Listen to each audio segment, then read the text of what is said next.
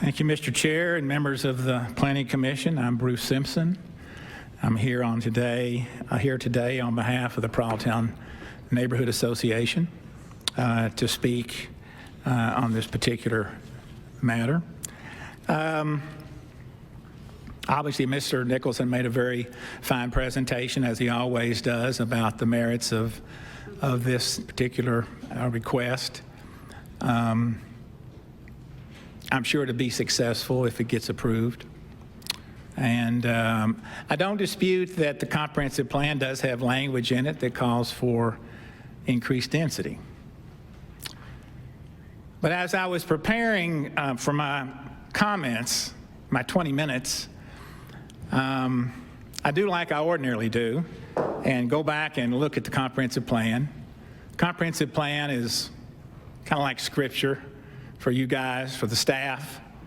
For the public, it's usually first time they get a look at it when they have to deal with a zone change. But those of us that have been in it a while, which I have, are familiar with it. And as I was looking at the guidelines that you all will need to look at before you make a decision, it occurred to me some of the language that I saw in the 2023 plan is the same language I saw in 1988 when I first did my first zone change case. And the same language was in the 1996 plan, a 2001 plan, 2007 plan, 2013 plan, 2018 plan. Pretty much the same language when it comes to the goals and objectives. Particularly with regard to equity, anti-gentrification language. It's been there, in my case, 36 years. Worded a little bit differently. I would suggest there's more emphasis in the current version, a little more specificity, if you will.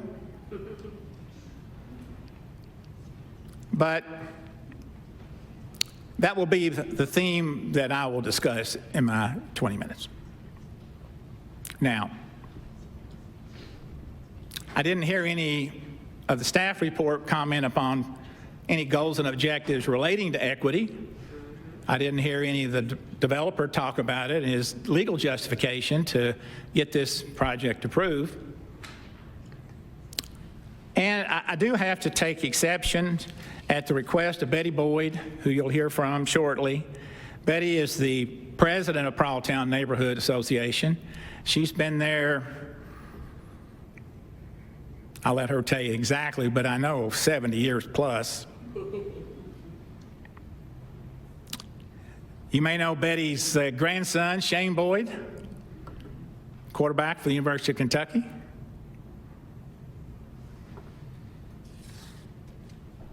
Pralltown's had quite a history of outstanding citizens. Lou Johnson, who played for the Los Angeles Dodgers. T.D. Young, the greatest blues man in Kentucky, if not Southeast United States, world renowned. If you want to get good entertainment, go to his place on Monday night starting at 9 o'clock. T.D. Young. He loves the blues. Pralltown has been in existence since the mid-1800s. And what I need to take exception to in the first line of the staff report, the subject properties are located in the Pralltown area, which was an historic African-American neighborhood. It still is a historic African-American neighborhood. And just so you know, now some of the folks, I grant you, gentrification has taken some of the houses. But there's still a lot of Pralltown current residents, former residents, and supporters, and I'd ask them to stand now just to be recognized. Some of these folks aren't going to speak. If you're here on behalf of Pralltown, if you would just stand up. Thank you. The history is going on as we speak, and that is important for reasons that I will get to in just a moment.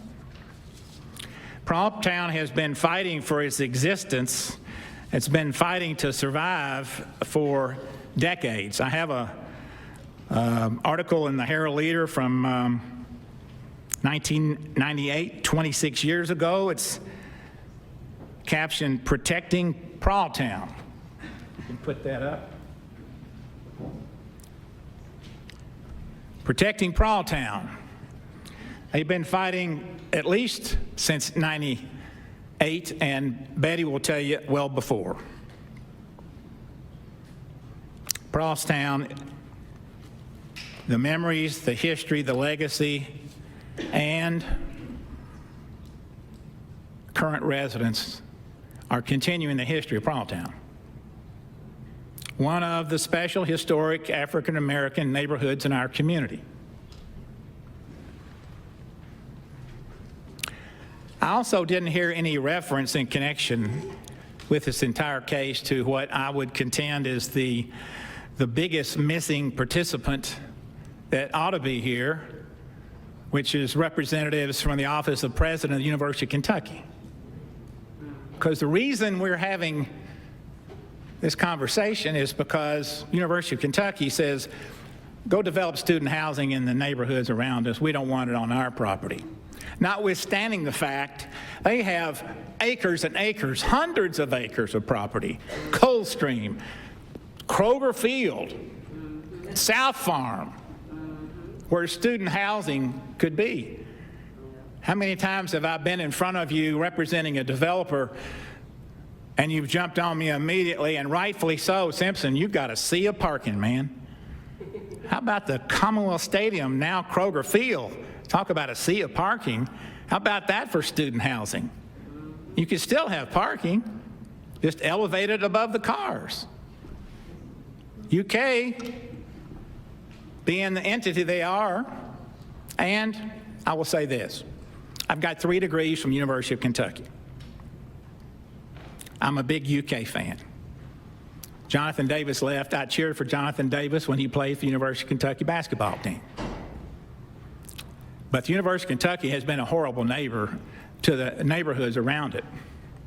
It's been a horrible neighbor to Pralltown. It was a horrible neighbor to Adamstown, who used to be located on the side of Memorial Coliseum. Another African-American neighborhood now extinguished because of gentrification. And so here we are today with the last remnants of Pralltown, Betty Boyd and the other folks that you'll hear from shortly.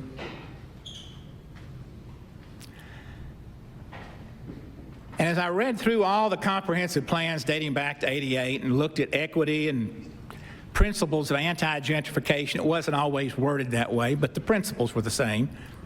Because number one goal has always been to enhance and protect existing neighborhoods. Goal number one. Theme A in our current plan says that. Always. That's the first goal. Okay. But I've noticed that over the years that the principles of equity and anti-gentrification, when they come to actually being implemented, enforced, always get pushed aside in favor of other principles, other goals and objectives of the comprehensive plan. Increased density, we got to have it. Passion for it. I mean, it's almost a necessity. We have to have increased density. What about gentrification? Well, you know, it's not important. That's not that important.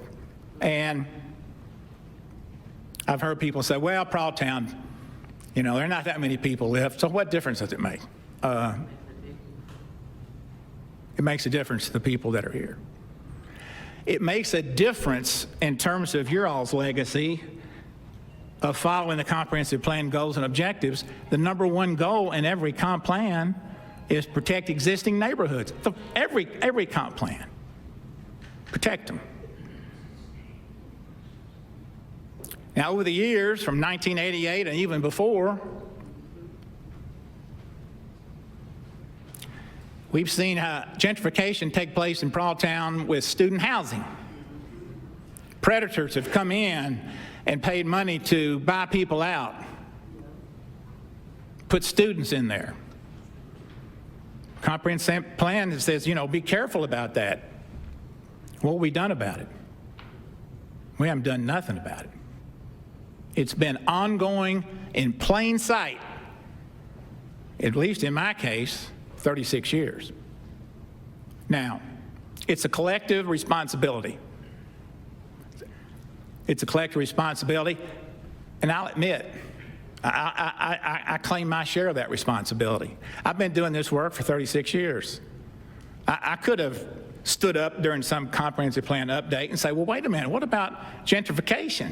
We got this goal, we got policies, we're not enforcing them. We're trumping those with high density. Why? Don't they have any meaning? Do we just keep ignoring them? I never said anything. I confess too, when I was at law school at UK, I parked on Prall Street. I was the first one there in the morning.